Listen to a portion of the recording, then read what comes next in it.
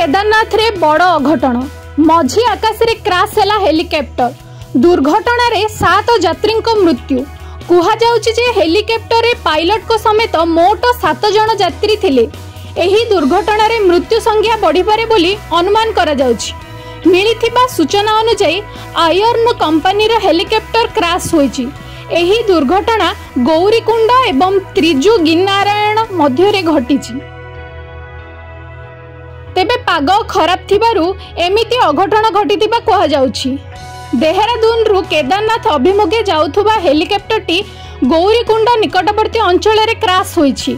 उद्धारकारी दल घटनास्थल रे पहुंची उद्धार कार्य जारी रखिछि। कहि रखुछु चलित वर्ष हेउथुबा केदारनाथ यात्रा रे भिन्न भिन्न धाम रे अनेक थर हेलिकॉप्टर दुर्घटनाग्रस्त होईछि। एई किछि दिन तले केदारनाथ रे हेलिकॉप्टर जरूरी कालीन अवतरण मध्य करा जायथिला।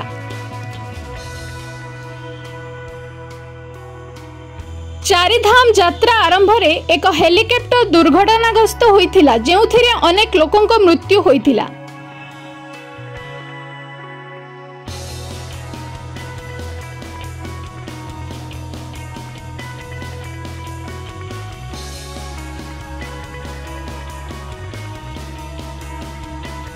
ब्यूरो रिपोर्ट ONA खबर।